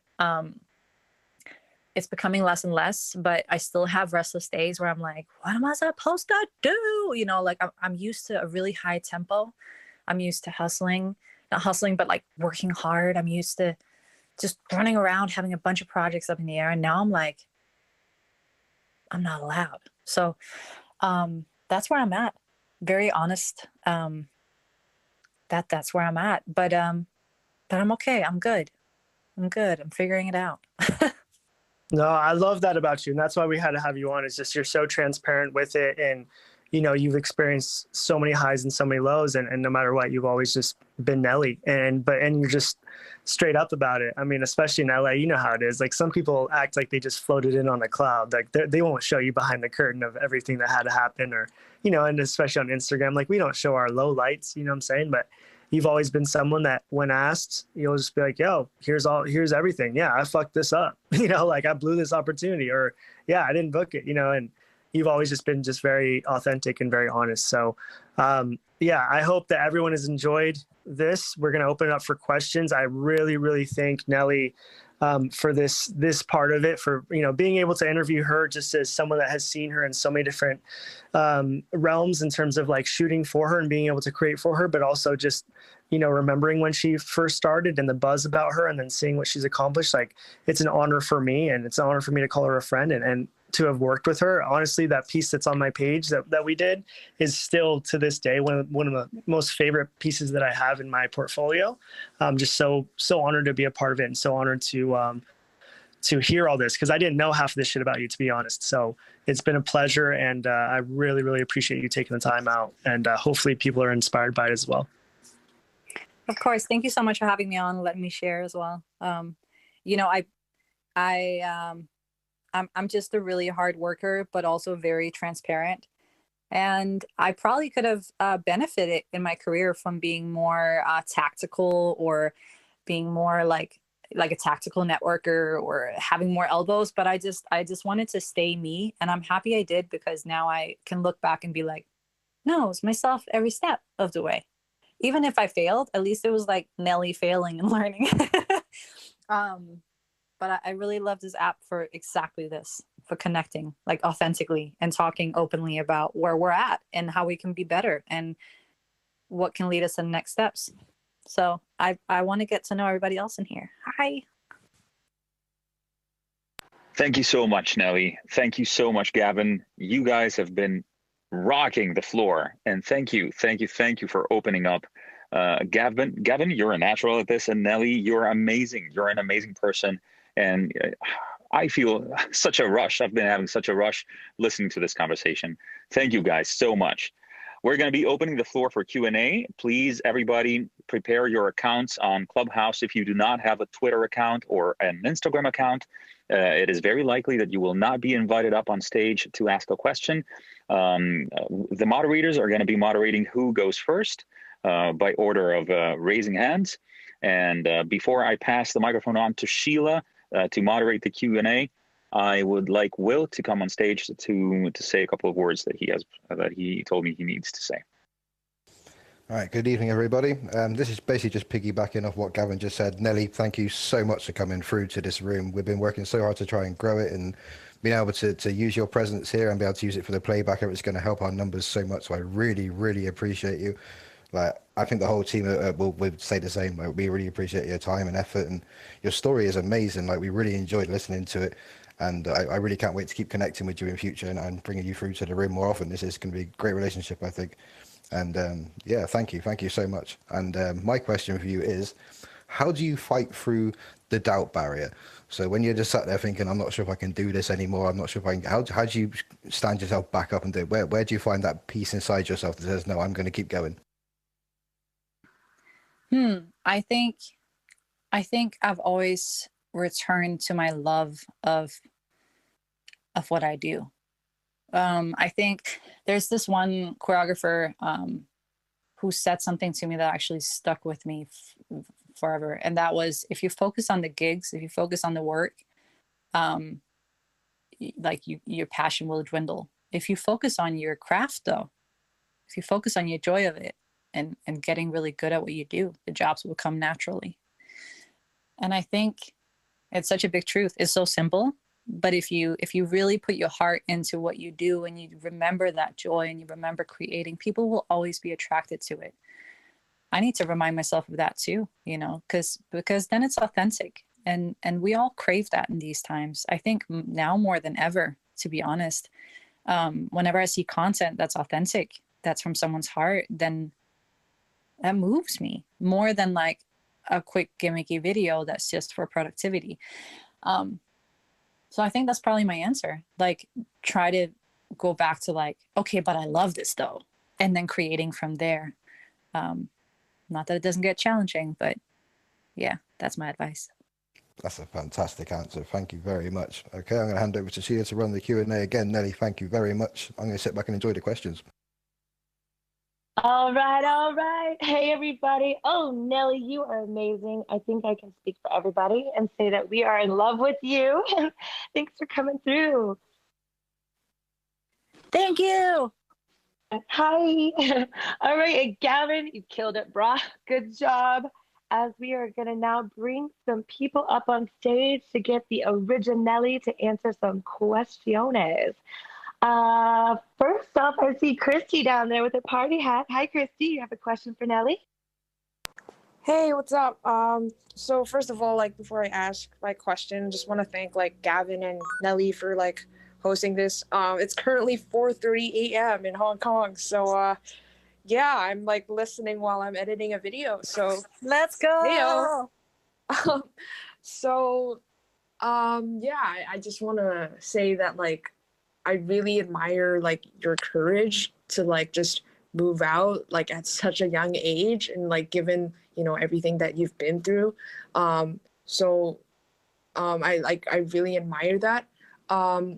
Just like a question sort of like along those lines, like, you know, like with your experience and like the people that, you know, you've been in touch with like in LA, I'm sure there are a lot of people that like came from like, you know, like moved to LA like from different countries and stuff like that.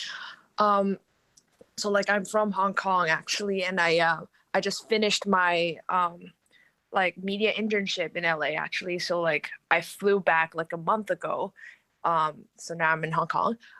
Like what sort of like how would you, you know, get your foot in the door like in, you know, like the like not just like dance industry, but like in the film industry? Like I think I've asked this question before in this room, but like what sort of like advice you have? Because I've sort of, you know, heard from like, you know, multiple people like that I know from LA right now, is that like if you want to sort of work like there, like in film, you need to establish yourself as like an essential worker, and like you like essentially you can't be like an assistant something, like your position can't be that, like you have to be a department head. Just like I know I digress, but like, you know, just like as a dancer, because I know dance and film like they overlap a lot, like what do you have to like, what kind of advice, what would you say, you know, for someone like me, if I want to ultimately like move, hopefully like work in the film industry in LA, like if there's like any things words that you'd like to like yeah, just like any advice would be super helpful. Hi, love. Was that question was for me, right, Christy? Yeah. Sure. So first of all, I haven't moved a lot in the film industry in LA, so I can't speak a lot on that. But there is one thing that comes to me, and that is be bold. Like, be respectful, but bold, and seek out the people that inspire you and that you would be moved to work with.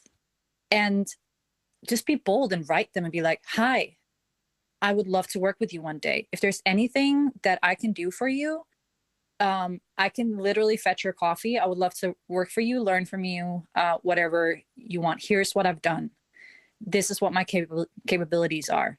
Like, be bold and reach out and take leaps, because opportunities are everywhere for us to grab. It's only about what you think you are worthy of or not. It's like, it's only what you think you're worthy of or not. You are limiting those opportunities coming to you. It's a hard pill to swallow, but sometimes whenever I'm frustrated, I'm like, why is this not coming to me? It's because I'm not really ready for it. I'm not really asking for it yet, because I don't think I'm really ready. And that's all bullshit. That's our own blockages in our minds. So I think, like, I can only relate it to a specific example where I'll explain this really quick, but recently, right, like last year, around October, I was contacted via Instagram by this wonderful choreographer, Charlie Mayhew. She's brilliant. She has worked on literally everything, and she actually did movement coaching for Wonder Woman. And I'm a major Wonder Woman geek, so when I saw that, I was like, oh my God. And she hit me up and she was like, hey, I saw you on Instagram. I followed you for years. I think you're really awesome. I'm doing a commercial. Can I have you audition? I was like, absolutely. I audition. I don't book it, but I kind of book it. I book it as the backup for the girl who booked it, because they have to hire backups for everybody because of Corona. If someone gets Corona, they would have a backup on hand. So basically, I'm flown out to Ukraine to sit in a hotel room. Now, what I didn't know was everybody on the production had backups. So a bunch of people were just sitting in the hotel being paid to just sit there. But what I really wanted was to learn from Charlie. I wasn't there because I was passionate about being in this commercial. Like, that would be really cool. That would be like an ego thing. But my soul want was to assist Charlie. I really wanted to learn from her. So I gathered up my balls and I wrote her a message, and I was like, hi, Charlie. I just wanted to let you know that I'm not stuck on being in front of the camera on this production in any kind of form or way. I'm really here because I'm really, really excited to learn from you. And if there's any way that you could use me on this production, I would be so honored to shadow you. I could just not be non-existent, or I can get you coffee, or I could help you in any way. Let me know if that would be of interest. She actually wrote me back right away and was like, hey, I love that you just wrote that. Let me just brew on that for a second. She wrote me that very night, and she was like, you can come on set with me tomorrow. And I was like, really? Absolutely. And she was like, 6 a.m. I was like, great. That ended up being one of my most fulfilling experiences in years. It was so fun. I just shadowed. I learned so much on set that day, or those days. It was 3 days in a row. I learned how a commercial shoot works. It was a big commercial for a big brand. I talked to the different positions whenever it felt right. I learned what the different cameras did. I talked to the director, and I ended up actually helping choreograph the project a little bit too. So it's just to say, like, opportunities sometimes are all around you. You just have to be a little bit bold and ask for it, and then believe that you're deserving of it. Wow. Yeah, thank you so much for sharing that.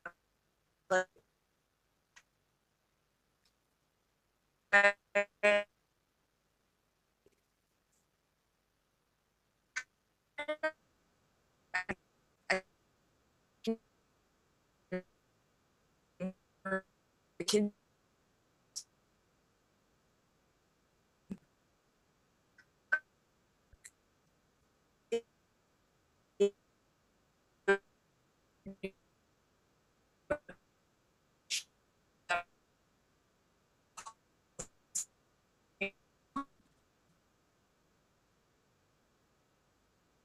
So like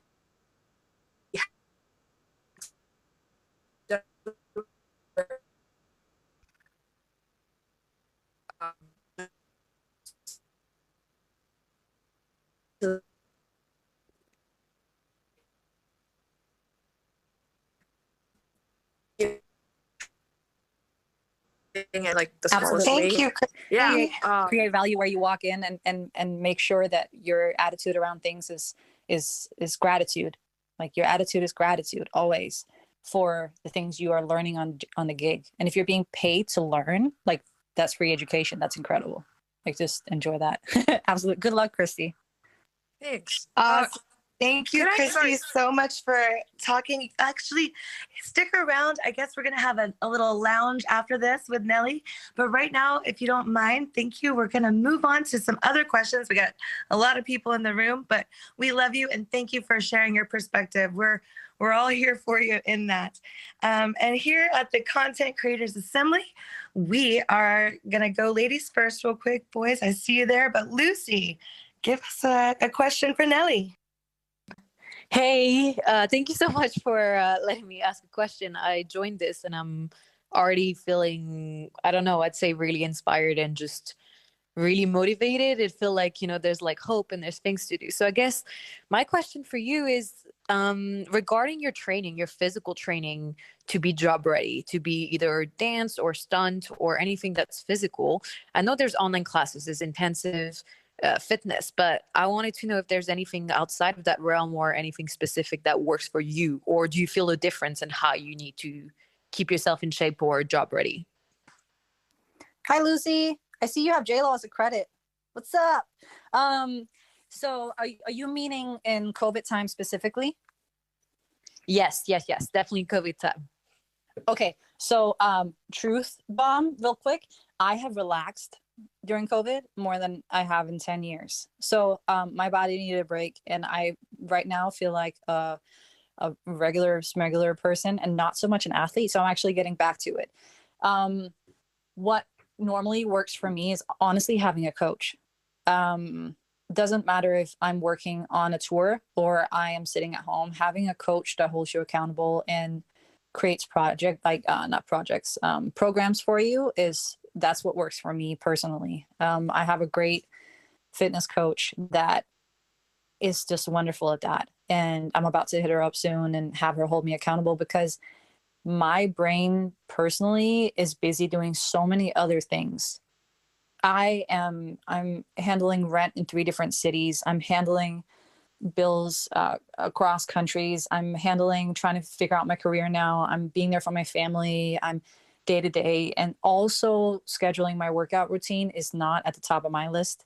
So having someone that's really pro at that can look at your body and know what's good for you, that's honestly my advice. I can forward you to my coach if you'd like. She literally has trained me across like the world sometimes and just writes me programs, and she's wonderful. Her name is Bree.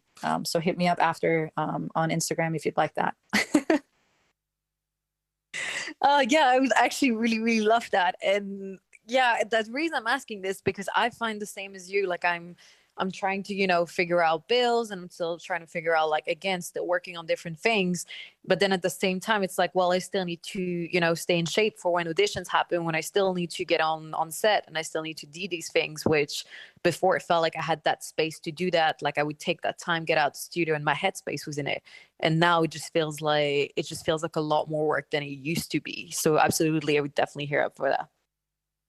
Cool, man. Hit me up after. And I feel you. When there's no like goal in sight, we don't know when the world is opening. It's hard to be motivated. So like, I'm with you all the way. Hit me up later and I'll send you her contact.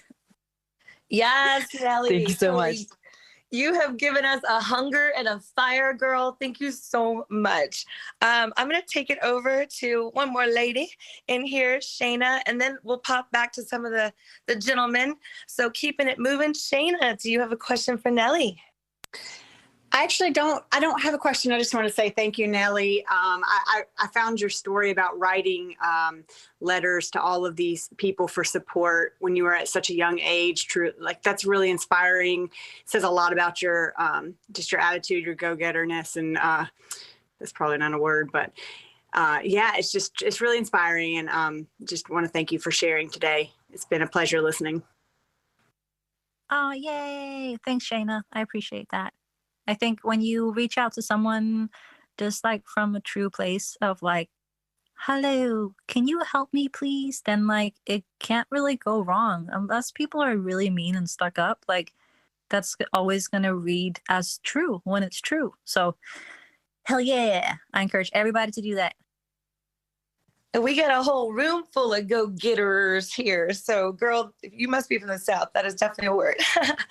All right. Moving on. Alexi, what you got? Hi guys, just want to thank you so much, Neely, for an amazing and inspiring talk. That's all. Thank you guys. Yay! Awesome sauce. Holla. All right, let's see. Madhu, how are you? Hey guys, how are you all? Do you have a question for Nellie? Yeah, of course. I just love the way she's taking life. I just enjoy positive people and who is being strong no matter what the situation is. I just love the way you took the situation so positive and peace. And she's trying to be so strong in such situations. It's not easy. It's very inspirational, for so many who is dealing with these situations, like especially in creative world, because we won't be having like continuous work sometimes. It's hard to deal with all these financial issues or something if you're not a regular job holder. It's really inspirational. Just keep your spark going, girl. It's really so nice to hear. I'm not feeling well, but still seeing the all the profiles, like I saw some dance days. I mean, she's been interviewing, I just love dance. So I'm here. I just always enjoy whoever going through life, their situation. I always enjoy what they've been through. It's always inspirational to anyone, Thank you so much. It's really inspiration. Thank you, Madhu. I don't know if I'm saying your name correctly, but I appreciate that a lot. I appreciate the love you're sending, and right back at you. I think a lot of people are struggling right now, so you're not alone. And yeah, the financial side of being an artist or a creator in these times is definitely challenging. And I think learning new ways is what we're all trying to do.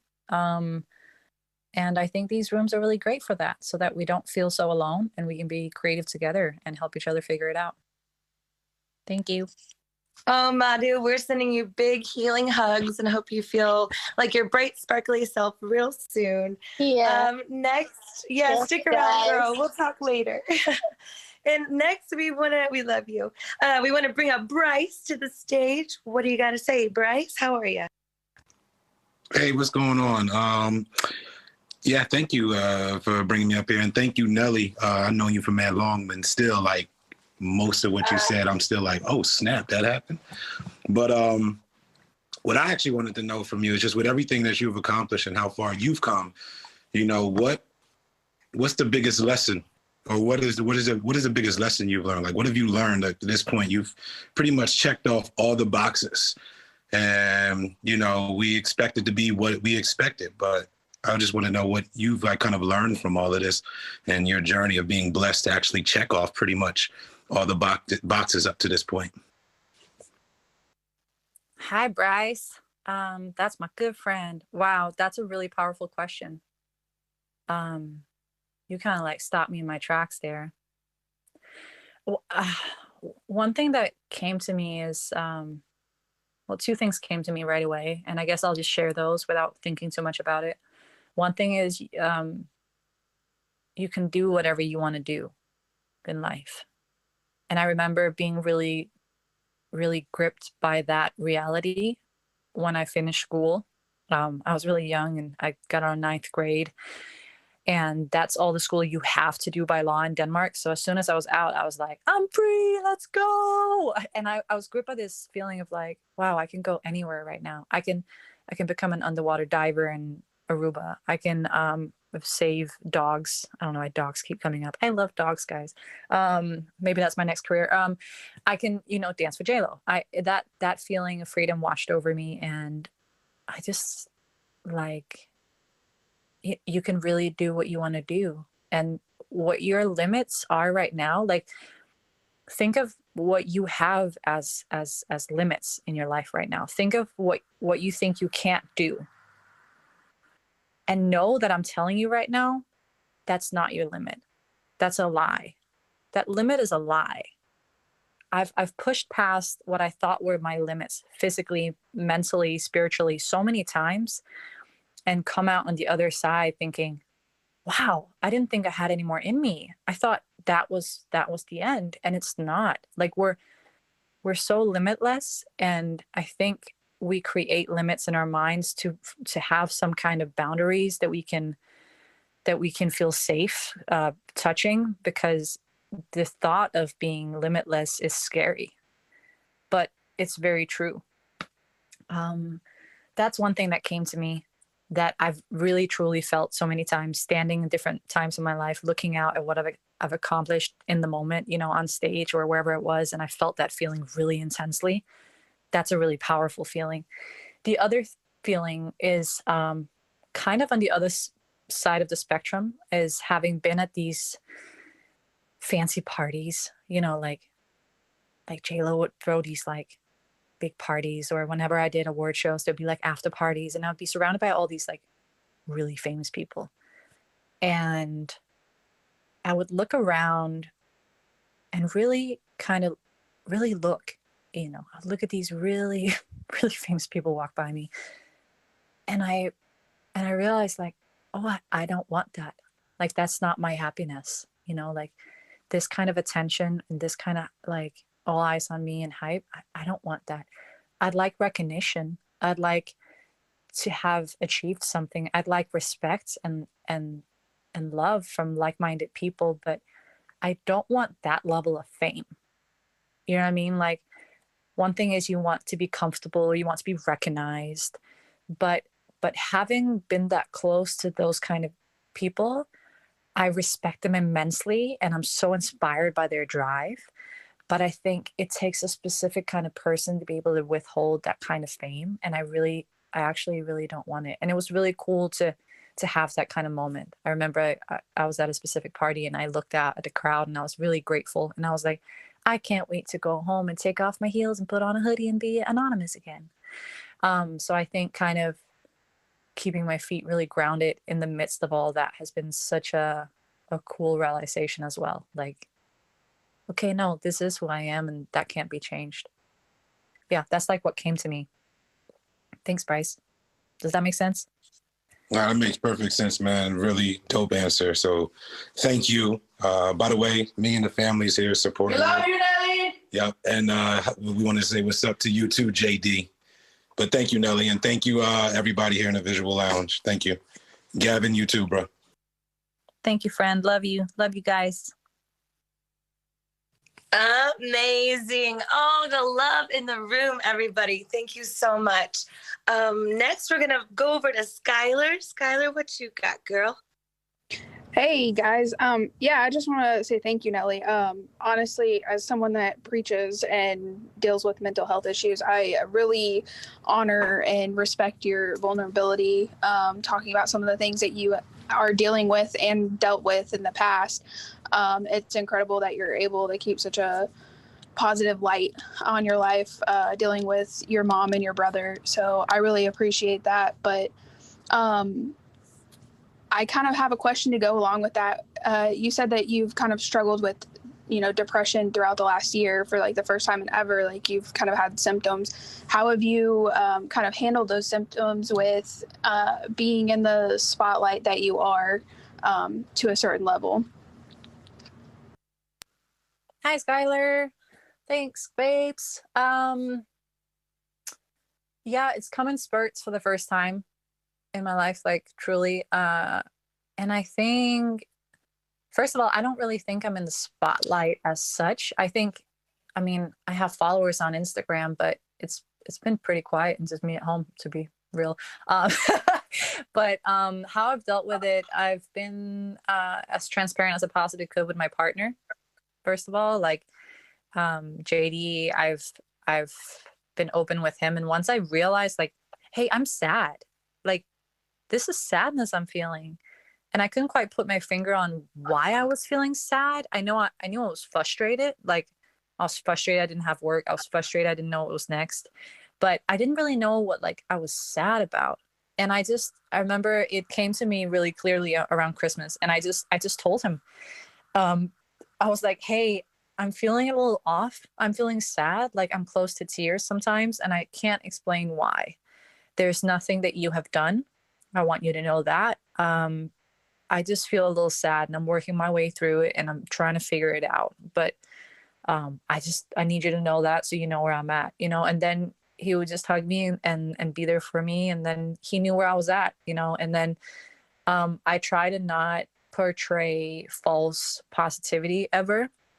So if I'm not truly feeling positive or uplifted, then I don't say that on social media. I don't go on and go, hey guys, I'm feeling really great. You know, like I don't do that, because I think that would be really toxic. So I just try to keep it real. I don't go on Instagram crying either, but I just kind of keep it real without getting too personal as well, because there's like 14,000 people that I possibly don't know that is following me for their own reasons, which is wonderful that they are. But, you know, so I think just with the people closest to me, I've just been really transparent. And then what happens is when you're transparent and you're real with it, and you just kind of feel it and don't judge yourself for it, it actually passes. And I've been able to find tools to kind of get out of it again. And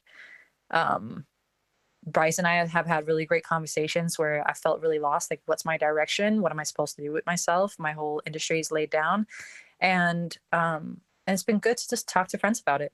So yeah, what's to be more specific, I got into energy work again, which might sound hocus pocusy for some people again, but I was raised with it, doing energy work, like healing and using your energy to align yourself and the situations around you. And the minute I got back into it, I swear to God, within the next 3 days, awesome things happened. A friend called me that needed help for a project. We shot a mock commercial. He got the job.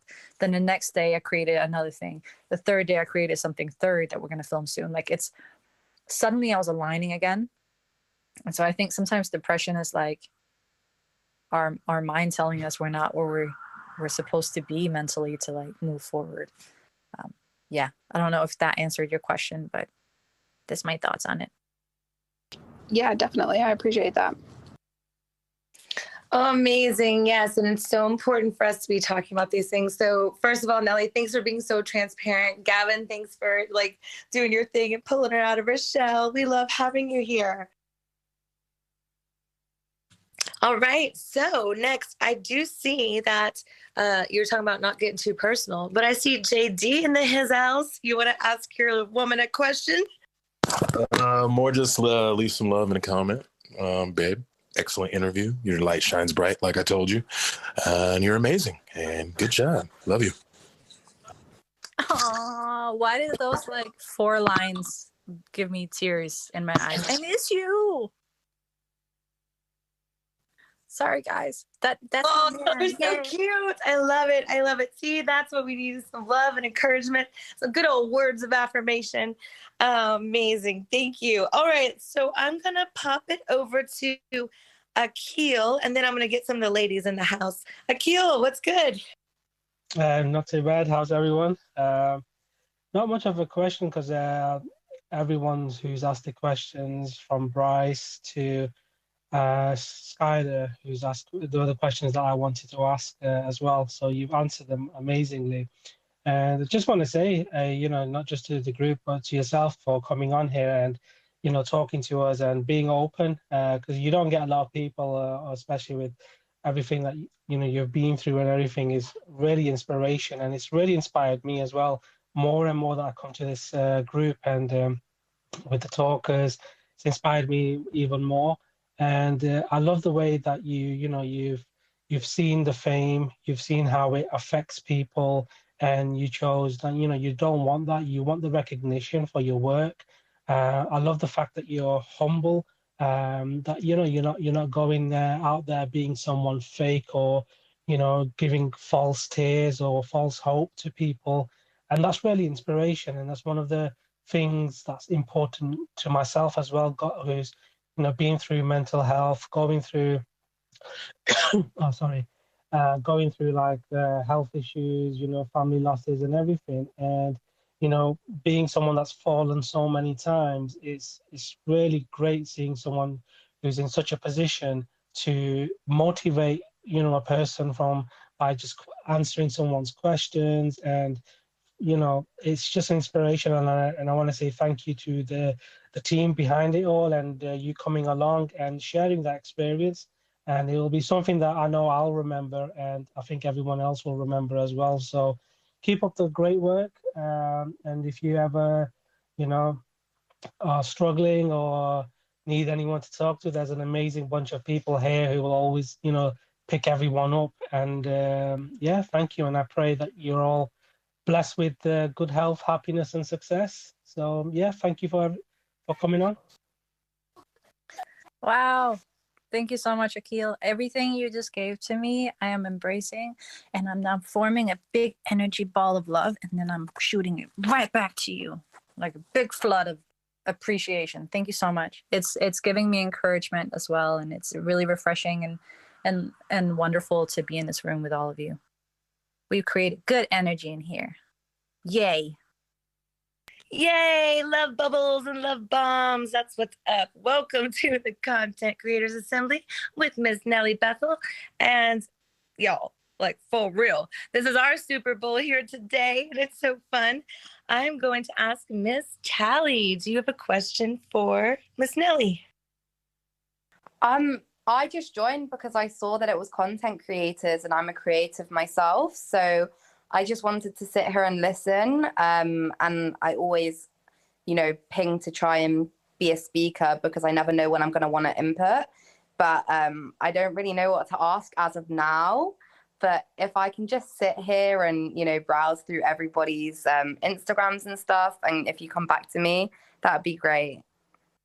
She's checking out the IG. That's what we do up in here. That's awesome. Thanks, Tally, for being here. Bethany, are you there? Sometimes Bethany's a busy little bee, so she might be on the phone. All right, Nellie, I'm going to see if is there anybody else up here, moderators that want to ask a question. Do a little tap on your mic. Let's see. Oh, Elias, what's good?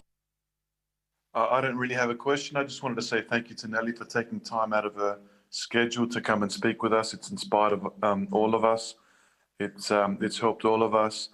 We're having a little chat behind the scenes, all the moderators, and we're so grateful that you're on board today. And that's all I wanted to say. Thank you from Australia. Thanks, Elias. So awesome. I love how we're all connecting across the world. I just wanted to say, Sheila, I think Olivier has his hand raised below us. I don't know if you want to pull him up. Well, let's get Olivier up here. Let's see. Do you know him, Nellie? I do not, but he looks awesome. I like your picture. All right, let's pull him up, guys. Invite him to speak. Hello, Olivier. And then after this, we are going to end the recording and maybe do a little hang, an unofficial hang. But as Olivier gets up here, Nellie, thank you so much. I think he meant to press it. I think it was a mistake because he's not accepting. Okay, well, maybe Olivier has left the building, but that's all right because this is not going to be the last time that we're all hanging out together, right? Thank you so much for being here, Nellie. And thanks, Gavin. I have a question for you guys. How have you dealt with Corona? How have you dealt with the shutdown? Has it made you feel crazy? How have you managed to stay creative? Like, what has your situation been like? Well, I was going a little bit crazy, but then Clubhouse came into my life and gave me a whole new lease on life. So, yeah, I've dealt with it quite well recently. I was just going to say, Nellie, basically the way I've dealt with it is instead of looking at it as a negative, I've tried to flip it and make it a positive and use it as an opportunity to fine tune my skills and prepare myself and plug any holes I have, any flaws I have, so that when things do get better, I'm prepared to then, take on the challenges that I was having to take on before. Yeah. I love that. I've actually I've used some of my time getting into acting training, which is something that I've never had time to do, and I'm starting training now with an actor here in Denmark.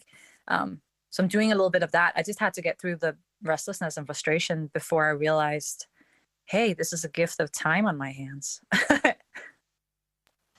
Amazing. And thank you, Nellie, for gifting us with your time.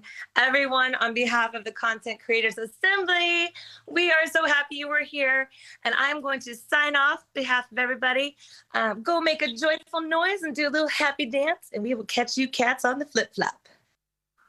Thanks, guys.